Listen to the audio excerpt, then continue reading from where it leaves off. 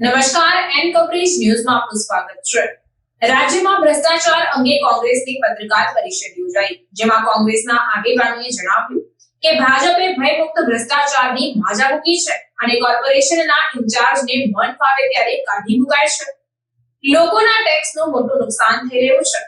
સરકાર, ધૃતરાષ્ટ્ર અને કોર્પોરેશન અધિકારીઓ દુશાસન જેવા જોવા મળી રહ્યા છે. ત્યારે હવે કોંગ્રેસ પાંડવ બનીને ભ્રષ્ટાચારને હરાવશે. ભાજપની ખુલ્લેઆમ બોલબોલીની વાત કરી છે. શૈલેષભાઈ, આપણે આ ચોમાસાની સિઝન દરમિયાન જે રીતે ગુજરાતમાં અતિ ભારે અને ભારે વરસાદ વરસ્યો છે, દક્ષિણ ગુજરાત અને સૌરાષ્ટ્રમાં મોટાભાગના જે ગામોમાં પાણી ભરાયેલા જોવા મળે છે, પાક નિષ્ફળ ગયા છે, ખેડૂતોની જે પ્રમાણે વાંચા હજી નથી મળી અને માલ મિલકતોનું નુકસાન થયું છે. હજુ સુધી સરકારે કોઈ નિર્ણય કર્યો નથી અને કોંગ્રેસ પક્ષ તરફથી પણ કોઈ નિવેદન સામે આવ્યું નથી. આપણે જોયું હશે કે જે જગ્યાએ અતિ ભારે વરસાદ જ્યાં પડેલો છે, ત્યાં એ જુનાગઢ હોય, પોરબંદર હોય, ગીર સોમનાથ હોય, વલસાડ, નવસારી, જે જિલ્લાઓની અંદર અતિ ભારે વરસાદ પડ્યો છે, ત્યાં કોંગ્રેસ પાર્ટી દ્વારા પ્રદેશ સમિતિ વતી માન્ય શક્તિસિંહભાઈ ગોહિલ સાહેબના વતી દરેક જગ્યાએ કોંગ્રેસનું ડેલિગેશન ગયેલું છે અને એ ડેલિગેશને એ વિસ્તારની મુલાકાત લીધી છે. ત્યાં થયેલા નુકસાનનો તાગ એમણે મેળવેલો છે અને ત્યાંના સ્થાનિક ખેડૂતો હોય કે જે લોકોને તકલીફ છે, જે લોકો રિયલમાં જેને પ્રોબ્લેમ થયેલા છે, એવા તમામ જગ્યાએ ફક્ત દેખાવ નહીં પણ એમને સાથે રાખીને પદયાત્રા પણ કરી છે અને કલેક્ટર શ્રીને આવેદનપત્ર પણ આપ્યું છે કે અમારી સમક્ષ થયેલી રજૂઆતો, જે રજૂઆતના સ્વરૂપમાં આ ખેડૂતોની પોતાની આટલી માંગણી કરેલી છે, એટલે જે વિસ્તારોની અંદર જ્યાં બનાવ બનેલા છે આ રીતે અતિ ભારે વરસાદના, તો કોંગ્રેસનું ડેલિગેશન ત્યાં ગયું છે અને કલેક્ટર સમક્ષ એ જે લોકો પીડિત છે, પીડિત લોકોને સાથે રાખીને કલેક્ટર સમક્ષ રજૂઆત પણ કરેલી છે અને માંગણી પણ કરેલી છે, લેખિતમાં કરેલી છે. ખાસ કરજો કે આ કોર્પોરેશનમાં કોન્ટ્રાક્ટરો કોણ છે, આ કોર્પોરેશનનો કોન્ટ્રાક્ટ થી કામ કોણ કરી રહ્યું છે, તો તમને દેખાશે કે એમના કોર્પોરેટરો છે, એમના ધારાસભ્યશ્રીઓ છે અને એમની વચ્ચેનો આંતરિક ઝઘડો પણ છે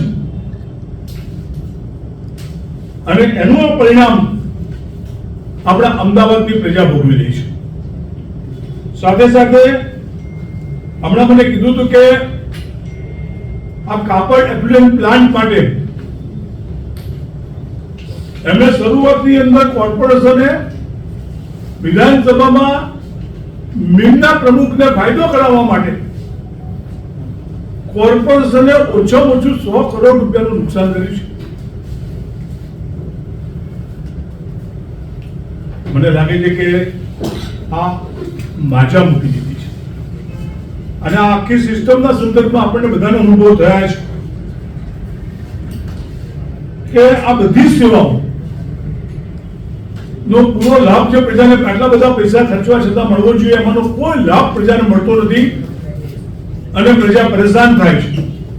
રસ્તા પરના એક્સિડન્ટો હોય કે રોગચાળો હોય કે અનેક વસ્તુ આ ભારતીય જનતા પાર્ટીના સિસ્ટમેટિક ભ્રષ્ટાચારને કારણે થઈ રહ્યું છે એવું સ્વાભાવિક આપણને બધાને દેખાય છે અને માંગણી પણ કરું પાર્ટી વતી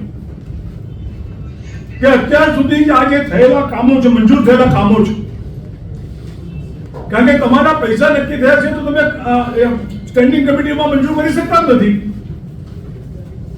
અને એટલા માટે આજે એટલા કામો મંજૂર થયેલા છે. આ બધા જ કામોના સંદર્ભની અંદર ઇન્કવાયરી થવી જોઈએ, પ્રજાને ખબર પડવી જોઈએ અને સાથે સાથે હું એમ માનું છું કે આ આખું રહસ્ય, ખુલ્લું રહસ્ય કહેવાય. સંસ્થાકીય રીતે કોઈ પણ કોન્ટ્રાક્ટ, કોઈ પણ માણસને પૂછો તમારે કોર્પોરેશનના કામ લેવું હોય તો તમારે ચેક આપવો પડે.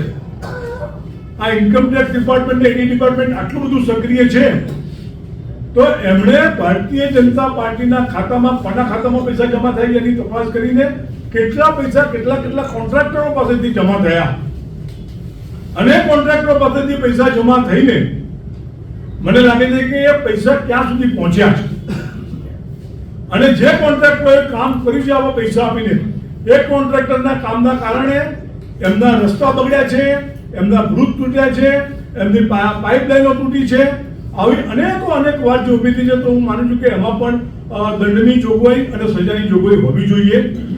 આજના પ્રસંગે મારી વચ્ચે ભાઈ હિંમતસિંહભાઈ છે, એ પણ મેયર તરીકે એમનો અનુભવ લઈ ચૂકેલા છે. કોર્પોરેશનમાં વિરોધ પક્ષના નેતા પણ પોતે હતા.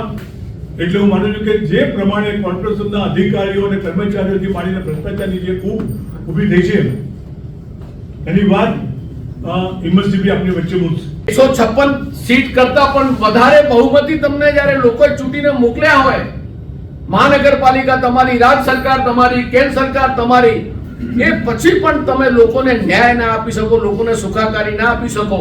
અને એવી અનેક બાબતો થોડીક તમારા ઉપર પણ ધ્યાન ઉપર આપવા માંગુ છું કે આ ડિપાર્ટમેન્ટ, ટીડીઓ ડિપાર્ટમેન્ટ એટલું ભ્રષ્ટ થઈ ગયું છે કે તમારે કોઈ પણ મકાનનું પ્લાન મૂકવું હોય તો જે રીતે હમણાં જ રાહુલજીએ પાર્લામેન્ટની અંદર સંસદમાં ઐતિહાસિક વાત કરી અભિમન્યુના કોઠાની વાત, આ મહાનગરપાલિકા એ જ અભિમન્યુનો કોઠો છે કે સામાન્ય વ્યક્તિ પોતાને મકાન બનાવવાનું હોય તો એ પ્લાન પાસ કરાવી જ ના શકે.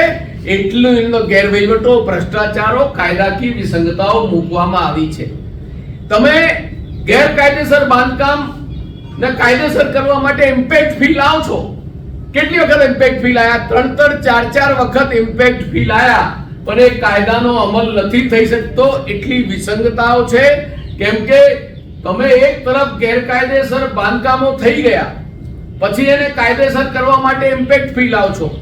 એ કાયદાનો પણ અમલ થતો નથી, કેમ કે ભ્રષ્ટાચારને, ગેરવહીવટને તમારી નીતિ અને સિદ્ધાંતો એવા છે કે સીધી અને સરળ રીતે કોઈ પણ લોકોને કાયદાનું પાલન ના થઈ શકે. અને ક્યાંક તમારા પ્લાનો પાસ થઈ ગયા, નાના મોટા બાંધકામો કર્યા, પ્લાન પાસ થઈ જાય અને તમે બાંધકામ કરી શકો છો, પણ બાંધકામ કર્યા પછી સૌથી દુઃખદ અને વેદના ઊભી કરનારી વાત છે જ્યારે વ્યૂ પરમિશન તમે લેવા જાઓ અને વ્યૂ પરમિશન વગર તમે મકાનની વપરાશ નથી કરી શકતા, ત્યારે ફ્લેટ દીઠ કહું છું 25,000 રૂપિયા તમારે કરપ્શન ને ભ્રષ્ટાચાર એ ત્યાં ચૂકવવું પડે. કમર્શિયલ કરવું હોય તો કમર્શિયલ પ્રમાણે ભાવો આપવા પડે. એ તમામ વસ્તુઓ ત્યાં ચૂકવાય ત્યારે તમને વ્યૂ પરમિશન મળે. એટલે આજે તમે જુઓ કે મકાનોની કિંમતો વધતી જાય છે, સામાન્ય વ્યક્તિ ઘર નથી લઈ શકતો. કેટલાક તો મકાનો એવા છે કે જેમને વ્યૂ પરમિશન નથી પડી, લોકો રહેવા પણ જતા રહ્યા, બેંકોએ લોન પણ આપી દીધી, ડ્રેનેજ લાઈન, પાણીની લાઈન પણ મળી ગઈ છે, પણ આજ દિન સુધી એને વ્યૂ પરમિશન નથી મળી. અને એની અંદર કોર્પોરેશનના નિયમો છે. આજ આપ જોઈ રહ્યા છો કે એક તરફ આપણે જ્યારે ચોમાસું આવ્યું છે, વૃક્ષારોપણ કરીએ છીએ, ટ્રી પ્લાન્ટેશન કરીએ છીએ. અત્યારે એક તરફ વાત કરીએ ભાઈ કુદરતી રીતે ગરમીની અંદર અને જે કુદરતી રીતે વૃક્ષોનું જે નિકંદન નીકળી રહ્યું છે, ભારતીય જનતા પાર્ટીના શાસનમાં જે પણ જગ્યા ઉપર બાંધકામ થાય છે, ત્યાં જે ટ્રી પ્લાન્ટેશન કરવાનું હોય, વૃક્ષારોપણ કરવાનું હોય, કોઈ પણ તમે फ्लैटों कमर्शियल बिल्डिंगों में तो मैं जई आओ क्या नहीं। खबरों के लिए चैनल को सब्सक्राइब कीजिए। खबरों का नोटिफिकेशन पाने के लिए बेल आइकॉन को जरूर दबाएं।